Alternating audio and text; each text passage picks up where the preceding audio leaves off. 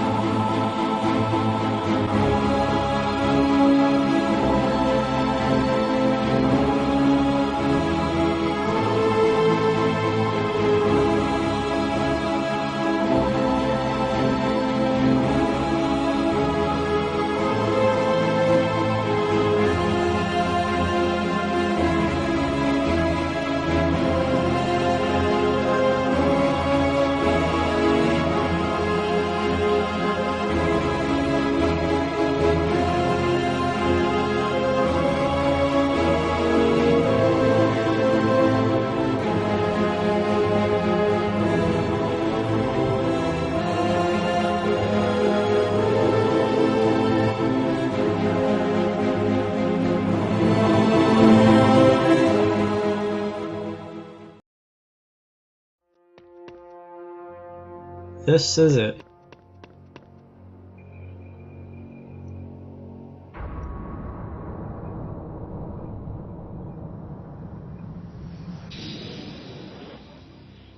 Wow. He has the stone. Give me the stone. Let me speak to him face to face. Master, you're not strong enough. I have strength enough for this.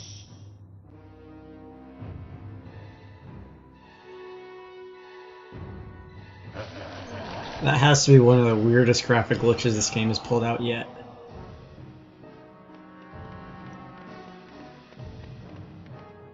Die, Voldemort.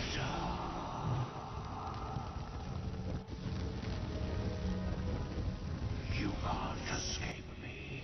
Okay, so with the realistic looking flames and the insane graphic glitches and all, welcome to the last part of Harry Potter and the Sorcerer's Stone. So, what you have to do, this is Voldemort if you did not gather that from reading the subtitles and all that stuff. But what you have to do is you have to get him, he will immediately start firing this green stuff at you. You have to get him right between you and the pillar. Yeah, that'll happen and you'll take lots of damage if he hits you. And you see it rocks backward and forward like that, well, hit it with the Pendo and fall on top of him and it'll lose some health. So there's that.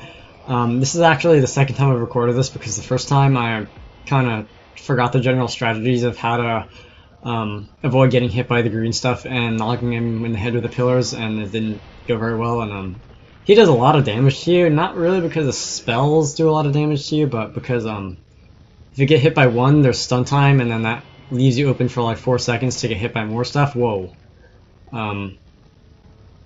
Yeah, so let's see, come on. You are about halfway down now, and this will initiate the second stage of the battle. And those pillars just magically explode somehow. I don't know. I guess they're hoping we wouldn't notice or something. So what you have to do is you have to take the Mirror of Erised. You see one side of the mirror is transparent, one side is solid, and if he hits the solid side, then the spells will reflect back at him.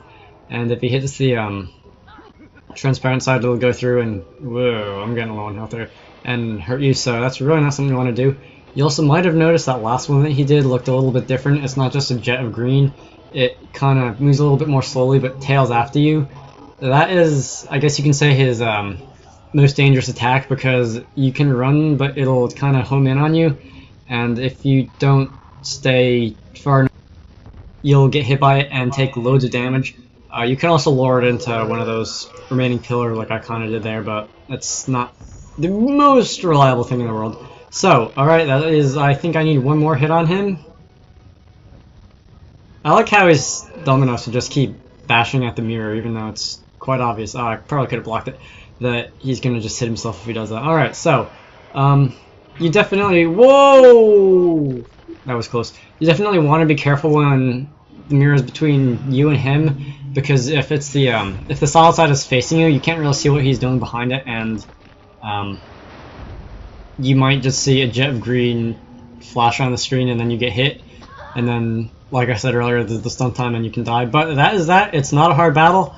Although really nothing in this game is very hard. And alright, so Dumbledore's come to rescue us. Voldemort's dead. Or is he? And that's the game. So, a couple ending cutscenes, which I will be quiet for. So naturally, the whole school knows. The stone had been destroyed, but Harry remained fearful that its loss would not prevent Lord Voldemort's return. Dumbledore nodded, sharing his concern. Nevertheless, Harry, if our battles do no more than slow Voldemort's return, with luck he may never regain his power at all. So the stone's gone, said Ron finally. Harry nodded and wished it good riddance. Then Ron produced a brand new famous witches and wizards card from his robes and handed it to Harry. By the way, this little scene here, it won't be here if Harry, Ron said. you don't have all 24 other wizard cards in the game, so that's a little bonus right there. Harry made his way down to the end of the year feast alone that night. The great hall was decked out in green and silver to celebrate Slytherin winning the House Cup.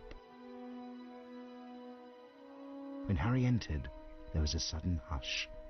He took a seat between Ron and Hermione, trying to ignore the stares of the other students. The House Cup, announced Dumbledore, is awarded to the team with the most house points. At the moment, that would seem to be Slytherin.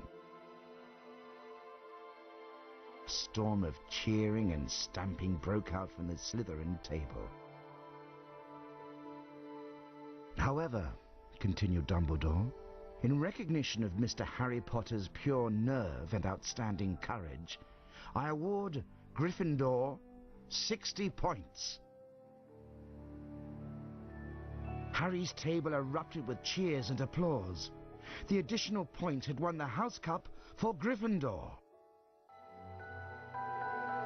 It was the best evening of Harry's life. Better than winning at Quidditch or Christmas or knocking out mountain trolls. He would never, ever forget tonight.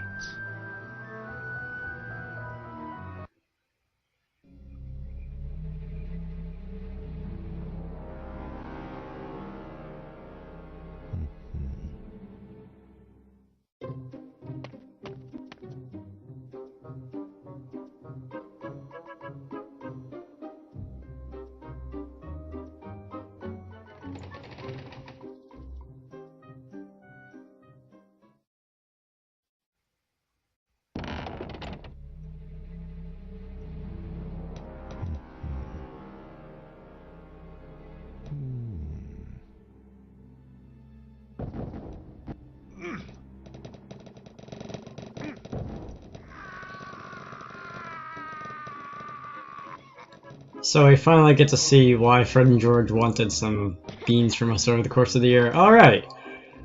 So, that's that. I'm gonna end the game seeing Fred and George laughing and running away and pretending they had nothing to do with it. And we are off to, alright, so this screen here, you get to see the last card, Harry Potter, the Boy Who Lived, card number 100. Just have a look through a couple of the other ones. Dumbledore, in the order that we picked them. No, not in the order that we picked them up, the order that they appear in the game, and this is the credits. So, I'm going to be my typical self and do a review of this game / review of this playthrough here. I had a lot of fun with this one. I'm actually going to go out and say that it's probably the favorite playthrough I've done so far. Finally something taking the place of that Goblet of Fire one that I did like 2 years ago. That one, I don't know, when I look back on that one it really wasn't very good, but I had a lot of fun doing that one anyway. Anyway, this one, ironically, while it's probably my favorite one that I've done, I think, but I'm not sure in terms of people who watched, it's the least viewed of any project I've done so far. So that's kind of funny. Hopefully that'll change someday, but I don't know, that's not really what it's about. Anyway, this game. I like this game, but I won't really go and recommend it for people who aren't completely obsessed with the Harry Potter series like I am. They eliminated a lot of things like the interaction with the other characters like Harry and Ron and Neville, especially at the end there, and Hermione, Ron, and Neville, and that kind of changed the meaning of the story a little bit, like Harry and his friends, and it's now just Harry. I don't know, but I guess this is an old game, but at the same time, Paper Mario 64, Super Mario RPG was on the Super Nintendo. There were games that were made much earlier than this one that did much better jobs with the storyline, but I guess to be fair, this is a game that's based on a movie that's based on a book, so that's like a third degree right there. I don't know. But aside from that, the gameplay wasn't bad. Glitchy, yes, but it wasn't bad. The thing with the final boss and the puzzles they had at the final stretch in the third floor corridor, those are pretty good. The different spells, but that's all I can think of for now. So I hope you all enjoyed that. My next playthrough will be starting hopefully in a few days, although it will be uploaded probably more like once or twice a week instead of every day, because I'm going off to college in a few days, and that's probably like gonna be eating up about 80% of my time. 80%, a lot more than that, but you get the idea. So that's it for me. I hope you all enjoyed that. Rate, comment, subscribe, watch some other stuff I've uploaded, and see you later.